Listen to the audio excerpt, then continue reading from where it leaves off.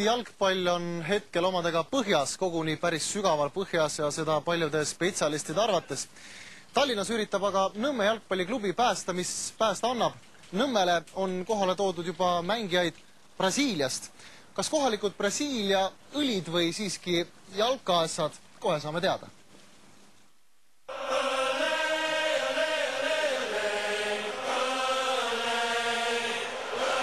Vot nii, miks jalgpallitrenni tehakse samba stiilis? Aga just sellepärast, et Eesti jalgpalli esiliigas palliv Nõmme Kalju on meeskonda värvanud brasiillasest mängumehed ning ka treeneri.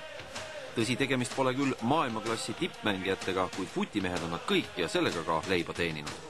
Kõik küsivad, kus see võimalik on, et miks just nii, aga peab endale aru andma, et tegelikult Brasiilias on kõik jalgpallurid. Jalgpallur on, see on ütleme nii, et seal ongi kõik jalgpallurid. Kui tuleb üks brasiillane Eestis, siis võib alati juba öelda, et tuli jalgpallur. Et tegelikult küll jah, aga vaatamata sellele, konkurents on tihe ja võib-olla see Brasiilia elatustase hetkel ei ole ka niivõrd kõrge ja ikkagi mängijad tahavad luua oma šansse. Treener just ütles siin ühe Brasiilia mängija kohta, kes tuli Euroopasse, mängis Rootsis mingis esiliiga klubis ja nüüd tänaseks on tõusnud läbi Euroopa uuesti Brasiilia koondisesse.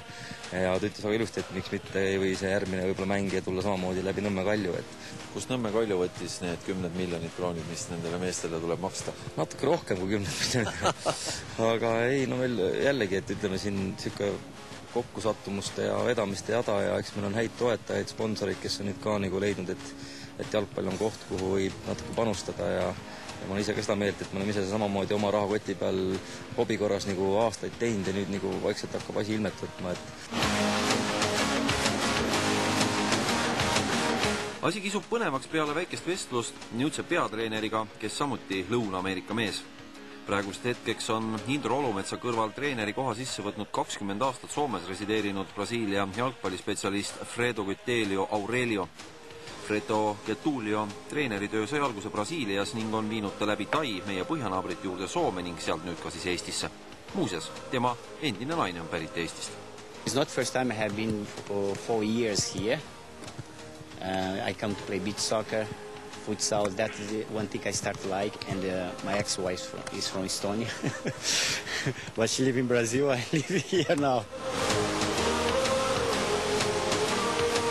Kui tõsiselt siis nüüd asja ikkagi võetakse? Kas rohkem pullimehed?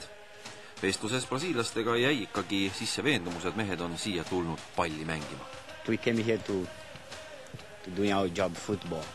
Serious, and we try to make the best here to help the team put Nõmme Kalju day by day more up. 24. juunil on kõigil huvilistel neid samu mängumehi esmakordselt ka võimalik mängusituatsioonis näha. Esiliiga klubi Nõmme Kalju korraldab Hiiu staadionil Brasiilia jalgpallipeo. Kui külla sõitvad brasiillased näitavad esmalt oma oskusi ning peavad õhtul siis Kaljuga ka sõprusmängu.